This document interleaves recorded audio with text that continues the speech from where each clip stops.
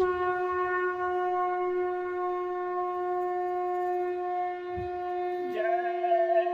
गुरुदेव। जय गुरुदेव।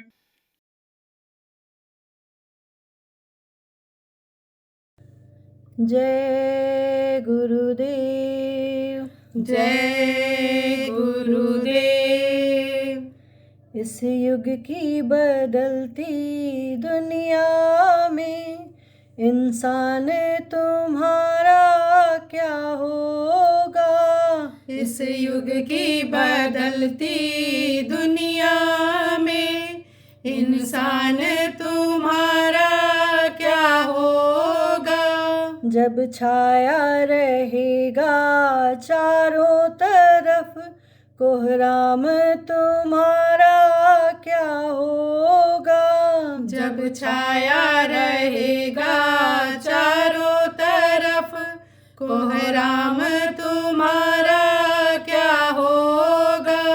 कुरेज़ी का बाजार गरम आराम तुम्हारा क्या होगा। खुरेज़ी का बाजार गरम आराम तुम्हारा क्या होगा।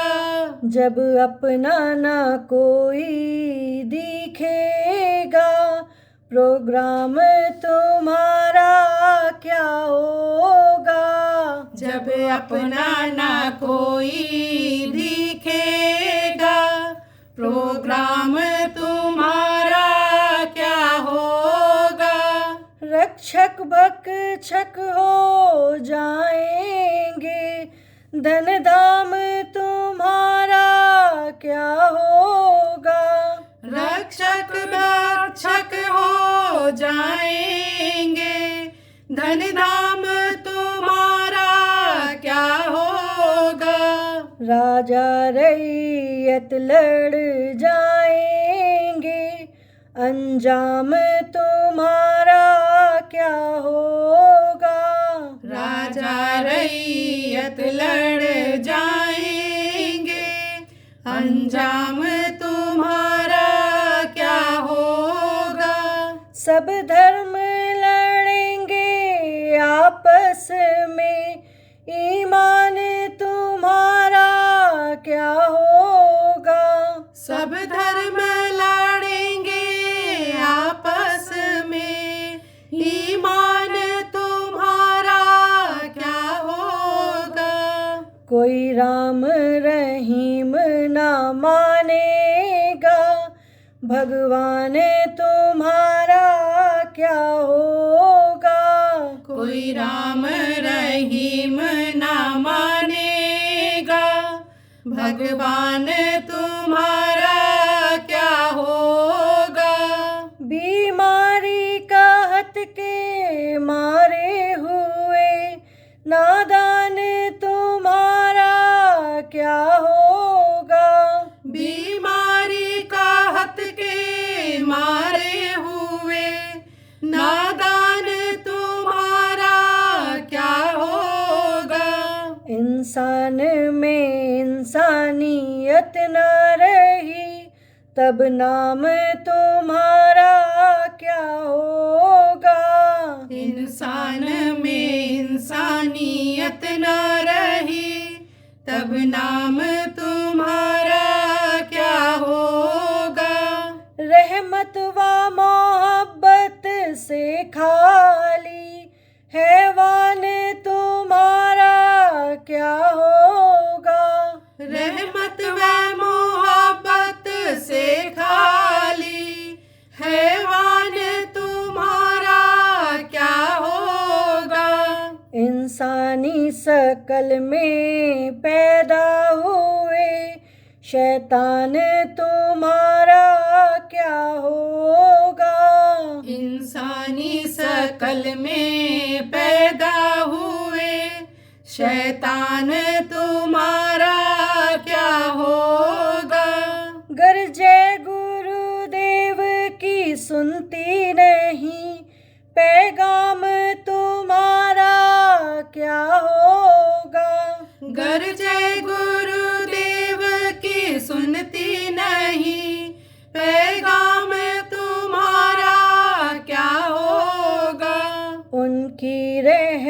मत घर पालोगे, नुकसान तुम्हारा क्या होगा। उनकी रहमत घर पालोगे, नुकसान तुम्हारा क्या होगा। इस युग की बदलती दुनिया में इंसान तुम्हारा क्या होगा। इस युग की बदलती दुनिया में इंसान तुम्हारा क्या होगा। जय गुरुदेव। जय गुरुदेव।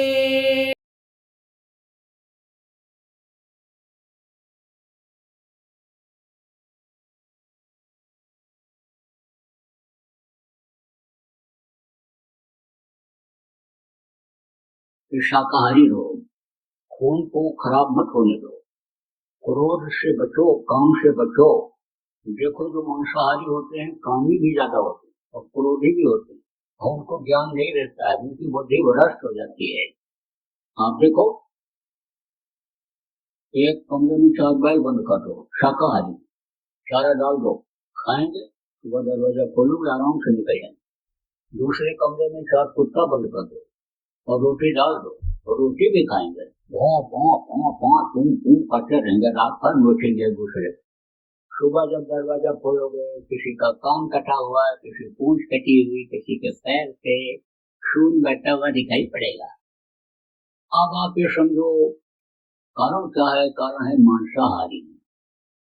वो मांसाहारी जो होते हैं उनके अंदर क्रोध जल्दी आता है, इसलिए मांस सब कुछ मिला करके खाने वाली चीज नहीं है। किसके खाने के लिए बनाया, जिसके दांत नुकीले होते हैं, आंखें गोल होती हैं और जो चाट के पानी पीते हैं उनके लिए बनाया। मुर्गा भैंसा ये सब यानी कौन खाता है, जो नुकीले दांत वाले हैं, जैसे शेर हैं, जैसे चीता हैं, गैंडा हैं, ये जो खाते हैं मांसाहारी जानवर हैं, उनके लिए बनाया गया। मछली किसके लिए बनाया गया, आदमी के लिए, गिद्ध और कौओं के लिए। मछली का काम क्या है, सफाई करना। आप तालाब में जाओ, लेट्रिन करके टट्टी करके धोने के लिए जाओ, टुकड़े गिरेंगे, मछली खाए, खखार के टूक दो, मछली खाए। गाय बैल भैंस कोई आ जाए, पड़ जाए, उसमें गिर जाए या कोई डाल जाए तो मछली उसको खाए। मर जाती है तो पानी के ऊपर तैरती है तो गिद्ध और कौवा खाते हैं, उनका भोजन। आदमी का नहीं है, तो गिद्ध और कौवों पर दया करो, उनका लक्षण करके खाओ। नहीं तो वह समझो खुदा का सजा दे। कहते ना मारना, छीनना और ये सब, इससे क्या होता है, सजा मिलती है। देखो द्वापर में महाभारत क्यों हुआ, ज्ञान छूने सेना क्यों खत्म हुई, इसी वजह से कि दूसरे का हक छीना था उन्होंने। काश हुए के नक के बराबर भी जमीन नहीं देंगे, तब कृष्ण को महाभारत कराना पड़ा। समझो कि एकदम से बिल्कुल फकीर हो गए, नंगे हो गए, जबकि राजा जैसी थाप थी। देखो इधर उधर भग करके कानवास करना पड़ा, इधर उधर भगना पड़ा। तो अब आप ये समझो कि क्या क्या तकलीफें झेलनी पड़ी। तो दूसरे का गिद्ध और कौवा का मछली के खाओ भाई, उनके लिए आप छोड़ो, मछली मत खाओ। अंडा देखो, अंडा क्या है, तो माताएं मासिक धर्म होती है, खराब खून इकट्ठा हो जाता है, बच्चा बन जाता है। मुर्गियों का खराब खून, उनके टट्टी पेशाब का खराब हिस्सा जब इकट्ठा हो जाता है तो वही अंडा बन जाता है। अब डॉक्टर साहब लोग तो कहते हैं, कुछ लोग, सब नहीं, कुछ लोग, अंडा खाओ ताकत आ जाएगी, बच्चे को खिलाओ ताकत आ जाएगी।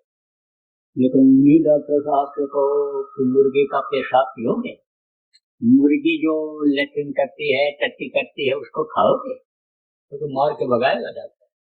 और देखेगा जबरदस्त है, कोई गाँव है, कोई पंच प्रधान है, सरपंच है, कोई है, तो उनको हाथ जोड़ के कहेगा जाओ जाओ आपका इलाज हमारे यहाँ नहीं, हम नहीं इलाज करेंगे, आप कैसी बात करते हो। और या तो ले जाएगा इंजेक्शन गिरा के लगा देगा, दिमाग का हिस्सा दिमाग खराब है। तो अब आप ये समझो प्रेमी कि ये वही गंदी चीज है, इससे और ताकत बढ़ती नहीं, ताकत क्षीण हो जाती है गंदी चीजों के खाने। तो इससे बचो और बचाओ, और लोगों को भी समझाओ तो भाई इससे बचो, इससे बीमारियां कम होंगी और जीवों पर दया होगी। आप जब दया करोगे जीव बचेंगे तो वो आशीर्वाद देंगे, दुआ देंगे आपको, और आपके धन पुत्र परिवार में बढ़ोतरी होगी, तो आप उनको समझाओ। देखो, बुरे लोग अपनी टीम बनाते हैं, चोर डकैत और ये जो होते अपनी टीम बनाते हैं। तो जो आप आज से शाकाहारी हो रहे हो या शाकाहारी हो, तो आप अपनी टीम को न बनाओ। जब वो बुराई नहीं छोड़ रहे तो आप अपनी अच्छाई को छोड़ो। आप भी अपनी टीम बनाओ, आप भी अपनी संख्या बढ़ाओ। जब आप शाकाहारी हो जाओगे, बच्चे बच्चियों, तो बहुत से जीवों की जान बच जाएगी। तो देखो, कम खाओ, ज्यादा जब खा लेते हो तो जाना पड़ता है कहाँ? डॉक्टर के पास। तो डॉक्टर क्या करता है? पैसा भी लेता है, पेट भी फाड़ देता है, ऑपरेशन कर देता है। अब एक बार ऑपरेशन करा लिया तो कोई गारंटी है दोबारा नहीं कराना पड़ेगा? दोबारा जाओगे फिर ऑपरेशन, दोबारा जाओगे फिर ऑपरेशन। एक आदमी तो थक गया ऑपरेशन कराते कराते, और फिर बता दिया, बोला गाय भी बेच दिया, भैंस भी बिक गई, जमीन भी गिरवी रख दिया, औरत का जेवर भी बिक गया, फिर ऑपरेशन कहाँ से लाऊं? डॉक्टर साहब, तो ये काम ये करना कि अब की बार ऑपरेशन करने के बाद टांका मत लगाना, सिलाई मत करना, चैन लगा देना, चैन या तो बटन लगा देना, क्योंकि जब फिर आऊंगा तब फिर ऑपरेशन ही करोगे, ऑपरेशन ही बताओगे। पट्टी करानी पड़ती है, जब टांका लगाते हो पग जाता है, यहाँ पट्टी कराने बनाने आना पड़ता है, तो आप बस चैन लगा दो। तो अब ऑपरेशन जो एक बार ऑपरेशन करा लो तो कोई गारंटी नहीं है, कितनी बार कराना पड़ जाता है। कारण क्या है? वही पिंगला पुंगला कुसुमना, जो 3 नाड़ियां हैं, उन्हीं से 72,000 नसें निकली हुई। तो जब पतली नसें, जिसको डॉक्टर मशीन से भी नहीं देख पाता है, जब वो कट जाती हैं, जुड़ती नहीं है, तो शरीर का सिस्टम बिगड़ जाता है। इसका सिस्टम किससे बना हुआ है? उसके मसाले से, जल पृथ्वी अग्नि वायु आकाश से, जन्म मस्त प्रणामी शक्तियों से बना हुआ। मनुष्य शरीर की रचना कैसे हुई है, कम समय में आपको क्या बताऊं। अभी जब आप समय निकालोगे, हमारे उज्जैन आश्रम आओगे, जहाँ कार्यक्रम होते हैं, जहाँ कई दिनों का कार्यक्रम होता है, सुबह शाम सत्संग चलता है, उसमें बहुत सारी बातों की जानकारी आपको करा दी जाएगी। लेकिन मोटे तौर से आप ये समझो कि सिस्टम जब बिगड़ जाता है तब फिर जल्दी ठीक नहीं होता है शरीर का, फिर तो रोगी ही शरीर रह जाता है। अब जब कम खाओगे, आराम से हजम हो जाएगा, तब डॉक्टर के पास क्यों जाना पड़ेगा? तो कारण क्या है कि संयम नियम को छोड़ दिया लोगों ने। संयम नियम कोई बताता नहीं है, संयम नियम में कोई चलना चलाना नहीं चाहता है, ऐसी बात कोई बोलना नहीं चाहता है कि जिससे हमारा अपमान हो जाए, जिससे हमको दक्षिणा न मिले, जिससे हमारे चेला न बने। तो भाई, हमको तो न चेला बनाना है, न आपसे कोई मांगना है दक्षिणा, न आपसे हम कोई इच्छा रखते हैं। हम तो आपको भले की बात बताते हैं, आप पकड़ लोगे, अपना लोगे, आप खुद फायदा देखोगे। तो हमको एक परमार्थ के काम में लगे हुए, हमारे गुरु महाराज जी पूरा जीवन परमार्थ में ही निकाल दिए, और हमको भी गुरु महाराज बचपने में ही मिल गए थे। 40 साल अपने पास रखा गुरु महाराज, तो हमने भी अपना कोई न तो घर बनाया, न घर बसाया, न कोई बीपी बच्चों का चक्कर रखा, न कोई दुकान खोला, और न कोई कल कारखाना खोला, न कोई अपने लिए शरीर के लिए कोई काम किया। तो हम क्या मांगेंगे आपसे दान दक्षिणा? हमको क्या जरूरत है? और फिर अब 72 साल की उम्र पूरी हो गई, अब 100 साल की उम्र इस समय देखो कौन पूरा कर पाता है। और ये मृत लोग है, तो हमारे गुरु महाराज जैसे चले गए, समर संत थे, पूरे संत थे, तो हमको भी जाना पड़ेगा। तो हम काय के लिए क्या ये करेंगे? लेकिन सही बात आपको बताएंगे फिर। तो बच्चों, आ गया ना, बुजुर्गों के पास बैठने से बहुत जानकारी मिलती है। बुढ़ों के पास, बुढ़ियों को बहुत जानकारी रहती है, चाहे अनपढ़ ही सास क्यों न हो। लेकिन ये जो बहुएं पढ़ी लिखी आती हैं, नहीं बैठती उनके पास। कह रहे हैं अनपढ़ के पास कौन बैठे? तो जबान भी तुतली हो जाती है बुढ़ापे में, कान से भी कम सुनाई पड़ता है। कहती हैं कि कौन इनके पास बैठे, बेकार में ताकत छीड़ हो, जोर जोर से बोलना पड़ेगा। लेकिन बहुत जानकारी रहती है उनको, 1 से 100% की बात बोलती है, 100% की बात। तो आपको समझने की जरूरत है, बैठना चाहिए, जानकारी लेना चाहिए।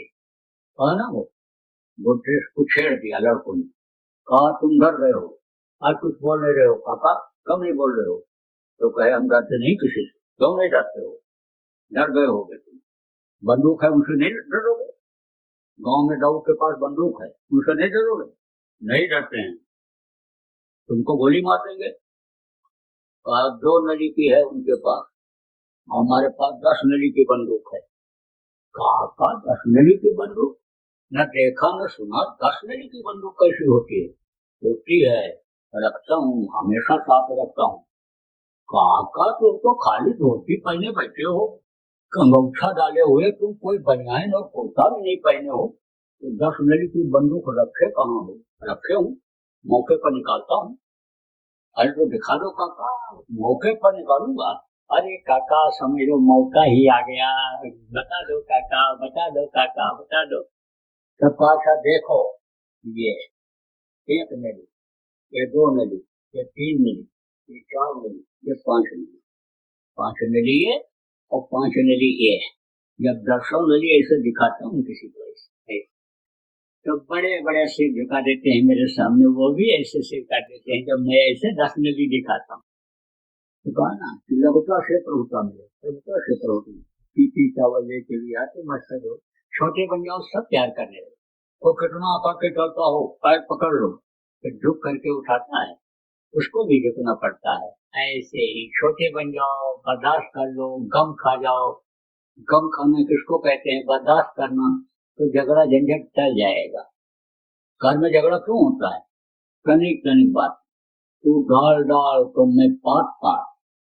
मशहूर है झगड़ा किसका? सास और बहू का। अब यह है कि गरीब घर की सास और बहू जब लड़ती हैं तो पड़ोसियों को पता चल जाता है, भद्दी भद्दी गाली देती हैं, जोर जोर से बोलती हैं।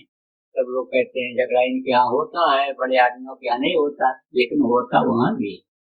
अब वो धीरे बोलती हैं और धीरे ही वो अंग्रेजी में सास और बहू गाली देती हैं। तो अंग्रेजी जो नहीं समझता है उसको क्या पता। अब वो था नहीं अनुसंधु अंग्रेज, अंग्रेजों का समय था। अंग्रेज गया हुआ था उधर घूमने के लिए, दरवाजे पर पहुंच गया किसान के। तो आज की तरह से पेड़ा भरते तो था नहीं कि खिलावे उसको स्वागत सत्कार करे, तो लाया दही रख दिया। दही दूध इसी से स्वागत सत्कार लोग करते। तो दही रख दिया तो उसमें गुड़ थोड़ा सा था, डाल दिया, खट्टा रह गया। तो जब वो खाया अंग्रेज तो कहा डैम फूल है, डैम फूल। तो उसने कहा कि डैम फूल हमारा नाम रख दिया साहब ने खुश होकर के। अंग्रेज लोग उस समय उपाधि देते थे, भैया साहब, राय साहब, ये वो सब बताते थे। तो कहा डैम फूल, हमारा नाम डैम फूल रख दिया साहब ने, हमको सब लोग डैम फूल कहो। तो गाँव वाले डैम फूल कहने लगे। उसका लड़का पढ़ता था कहाँ? बाहर। जब आया जब तक वो पड़ोसी आया, ओ भाई डैम फूल हो, भाई डैम फूल हो, डैम फूल। डैम फूल निकले मुंह साइड से। लड़का सोच रहा है डैम फूल कौन हो गया, लेकिन जब मुंह समझते हुए निकले तो कहा पिताजी को डैम फूल लोग कहने लगे, गजब हो गया। पूछा पिताजी आपको लोग डैम फूल क्यों कहते हैं? भैया वो साहब आया था, हमारा नाम रख दिया वो डैम फूल। तो बोले पिताजी मालूम है डैम फूल माने आपको क्या होता है? भैया हमको नहीं मालूम। अब उसने कहा भाई कैसे बताऊं पिता को डैम फूल माने क्या होता है? कहा पिताजी हमारे साथ वो लड़का पढ़ के आया है गांव का, उसके पास चले जाओ, उससे पूछो डैम फूल माने क्या होता है। उसका पूछ लेगा, कहीं नहीं अभी चले जाओ पिताजी। गया तो कहा भैया तुम पढ़ के आए हो तो हमको बताओ कि डैम फूल माने क्या होता है। तो कहा कि जो है वो मूर्ख जानते हो काका? मूर्ख यकूब जिसको कहते हैं। कहे हाँ जानता हूँ। तो कहा वो गधा? तो कहा हाँ गधा जानते हैं, वो हनुमान जी को लेकर चलते थे। अब उसने सोचा कि कहीं गधा हमारा नाम रखेंगे, जो हमारा नाम रखेंगे तो वो हनुमान जी भी चलते थे, मजबूत थी, गधा रखेंगे नाम। तो कहा हाँ गधा जानते हैं, हनुमान जी लेकर चलते थे। बोले गधा नहीं गधा, जिसके ऊपर कपड़ा रख करके धोबी लोग धोने के लिए जाते हैं वो। अरे कहा गधा नाम रख दिया हमारा, गजब कर दिया। और हमको लोग गधा गधा कहते रहे अभी तक। तो जिसको अंग्रेजी नहीं मालूम है उसको क्या पता है, लेकिन जो अंग्रेजी समझते हैं वो बताते हैं कि झगड़ा होता है। अनपढ़ नौकरानी से भी पूछ लो तो वो बता देती है कि ऐसे देखती हैं एक दूसरे को जैसे बकरा कसाई को देखता है। ऐसे देखती हैं तो वो भी बता देती है, पटती नहीं आपस में, लेकिन क्या कहती हैं ये तो नहीं समझ में आता। तो आप ये समझो झगड़ा होता है, लेकिन बच्चियों और सास जो आप बैठी हो, आप अगर समझ लो कि एक दूसरे की बातों को बर्दाश्त कर ले जाओ, चुप हो जाओ, तो झगड़ा नहीं होगा। झगड़ा तो कई कारणों से होता है, अब इतना बताने का समय नहीं है, लेकिन ये समझ लो आप कि अगर एक को क्रोध आ जाए, गुस्सा आ जाए, दूसरा चुप हो जाए, तो झगड़ा नहीं हो सकता है। पति को गुस्सा आ जाए, पत्नी चुप हो जाए, पत्नी को गुस्सा आ जाए, पति चुप हो जाए, एक को शंका हो जाए, पूछ ले, उससे समाधान हो जाए, तो अंदर अंदर घुटन नहीं होगी, अंदर अंदर गुस्सा नहीं होगा। और जब अंदर अंदर किसी बात पर एक दूसरे से गुस्सा हो जाता है, तो दिन भर आदमी कमी निकालता है, दिन भर पैर पटकता रहता है। औरतों को अंदर अंदर अगर गुस्सा हो जाता है, चाहे पति से हो चाहे किसी से हो, तो दिन भर में 2-4 बर्तन पटक के पिचका डालती है। अब आप ये समझ लो कि जब शंका हो जाती है बहू के ऊपर, तो इसकी नजर तिजोरी की चाबी पर है हमारे, तब जल्दी सेवा भी नहीं कराती, पैर भी नहीं दबवाती है, पैर पटकती रहती है, ऐसे दर्द रहता है, लेकिन दबवाती नहीं कि कहीं पैर दबाते दबाते गला न दबा दे।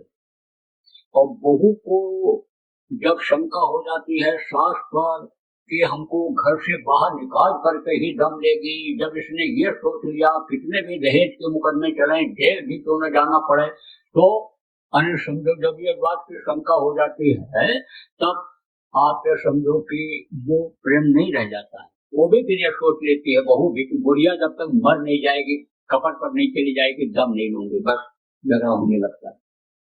अब आपको ये भी बता दें, संतों की महिमा में भी बताया गया है कि जो जीव संत से छू जाते हैं, दया हो जाती है, मनुष्य शरीर के अधिकारी हो जाते हैं। किसी भैंसा को छू लिया, किसी घोड़े के ऊपर बैठ गए, घोड़सवारी कर लिया, अब उसको मनुष्य शरीर मिल जाएगा। लेकिन जब मनुष्य शरीर मिलेगा तो जैसे भैंसा गुर्राता, रगड़ता, सींग मारता चलता है, ऐसे ही ऐसा हुआ आदमी भी चलेगा। मान लो कोई बकरी उनकी जीवात्मा है, औरत बन गई, जैसे बकरी म्यां म्यां म्यां म्यां म्यां चिल्लाती है, ऐसे औरत भी दिन भर बोलती रहेगी। अब ऐसा कोई साथ पड़ जाए, चाहे सास का स्वभाव वैसा हो, चाहे बहू का स्वभाव वैसा हो, जो बर्दाश्त न हो पावे, तो देखो जो भी आप बैठी हो, सास हो चाहे बहू हो, चाहे आप भाई भाई हो, ऐसा साथ अगर पड़ जाए तो उस समय पर क्या करना, ऊपर से कपड़ा डाल लेना और आंख बंद करके कान में उंगली लगाना और भजन पर बैठ जाना। अब आप जब देखोगे नहीं किस तरह से आंखों से इशारा हो रहा है, किस तरह से हाथ दिखा रहा है, जब देखोगे नहीं, जब आप कान से उनकी बातों को सुनोगे नहीं, तो फिर अंदर में क्रोध नहीं पैदा होगा, अंदर में जिसको रिएक्शन कहते हैं, प्रतिशोध कहते हैं, वो नहीं होगा। इसलिए सबसे बढ़िया तरीका यही है, लेना देना कर जाए एक दूसरे का, गृहस्थाश्रम में अदा करने के लिए जन्म मिलता है, आराम से अदा हो जाएगा। और नहीं तो यही घर छोड़ करके जाना पड़ रहा है, जल के मरना पड़ रहा है, जहर खा के लोग मर जा रहे हैं। यही गृहस्थाश्रम जो पहले कभी स्वर्ग जैसा था, नर्क जैसा हो रहा। एक कमाता था, 10 खाते थे, 10 कमाते तो भी नहीं पूरा पड़ता है, दूसरों के आगे हाथ फैलाना पड़ता है, कर्जा लेना पड़ता है। कारण क्या है फिर? कारण यही है कि रुपया पैसा कमाया नहीं जाता है, रुपया पैसा आदर के साथ मेहनत के साथ लाया जाता है, तब तो लक्ष्मी रुक जाती है। मार के लाओगे तो कोई मार के ले जाएगा, काट के लाओगे काट के ले जाएगा, दिल दुखा करके लाओगे तो वैसे ही ये लक्ष्मी चली जाती, रुकती नहीं। इसलिए बरकत के लिए मेहनत और ईमानदारी की कमाई जरूरी होती है।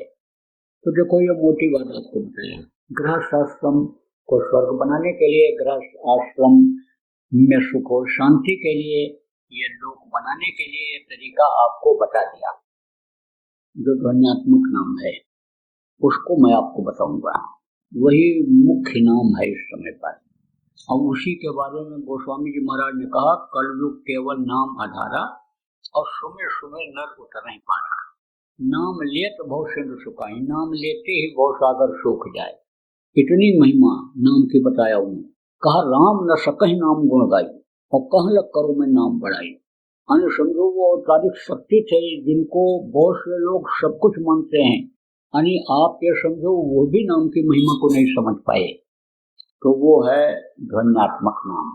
यही नाम मीरा को जब मिला उनके गुरु रविदास से, तब उन्होंने कहा पायो रे मैंने नाम रतन धन पायो। रत धन किसको बताया उन्होंने, कीमती होता है रत्न, तो कहा यह नाम रत्न है मेरे लिए, धन है ये। अब आपको मैं ये भी बता दूं कि दुनिया की दौलत से खरीदा जाने वाला यह नाम ही नहीं है।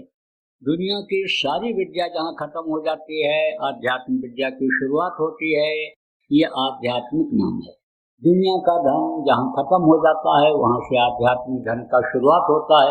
तो आप ये समझो कि ये आध्यात्मिक धन है। ये नामदान देना कोई आसान काम नहीं, बड़ा कठिन काम, बड़ा इसमें कर्मों का चक्कर होता है। अब पता चल रहा है नामदान देना कितना कठिन काम है, लेकिन गुरु का आदेश हो गया तो गुरु का आदेश चाहे रैन में हो, बैन में हो, शैन में हो, लागू करना चाहिए। घबरा रहा था कर करके, तो गुरु महाराज बहुत पहले गए थे मेरे लिए कि ये नामदान देंगे, नए लोगों की को नामदान देंगे, पुरानों की संभाल करेंगे। तो आप जो पुराने लोग यहाँ पर आए हो, नामदानी गुरु महाराज के हो, आपके संभाल के बारे में बताया। और अब फिर एक बार बता देता हूँ कि आप सुमिरन ध्यान भजन अगर करने लग जाओगे, अंतर में गुरु का दर्शन होने लग जाएगा, तो आपकी सारी शंका निकल जाएगा, भ्रम दूर हो जाएगा, गुरु पर विश्वास हो जाएगा। गुरु जब हमेशा आपके साथ रहने लग जाएंगे, आपको दर्शन होने लग जाएगा, तो आपकी पूरी संभाल वही करेंगे। फिर आपको इधर उधर दौड़ने भगने की जरूरत नहीं रह जाएगी। ये फोटो भी आपको नहीं लगाना पड़ेगा। फोटो से देखो यानी मुक्ति मोक्ष नहीं होता है प्रेमियों। ये जो आदमी के बनाए हुए देवता हैं, मूर्तियां हैं, इनसे मुक्ति मोक्ष नहीं हो सकता है। ये पत्थर से, मिट्टी से मुक्ति मोक्ष नहीं हो सकता है।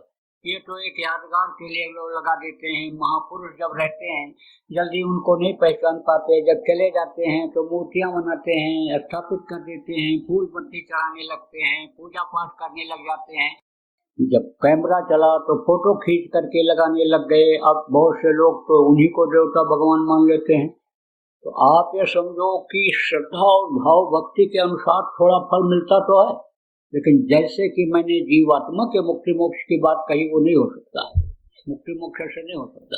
और ये तो उस समय लगाया जाता है कि जब अंतर में दर्शन नहीं होता है, क्योंकि गुरु का ध्यान कर प्यारे बिना इसके नहीं छूटना। संत मत में गुरु ही सर्वोपरि शक्ति होती है और गुरु की जरूरत हमेशा रहती है। इसलिए गुरु का ध्यान लगाने के लिए उनके चेहरे का फोटो लगा दिया जाता है। तो जो आप पुराने लोग हो, उनको मैं बताऊंगा कि फिर गुरु महाराज के फोटो की भी जरूरत नहीं रह जाएगी आपको लगाने की। अगर अंतर में आपको गुरु का दर्शन हो गया तो संभाल की बात तो आपके लिए है।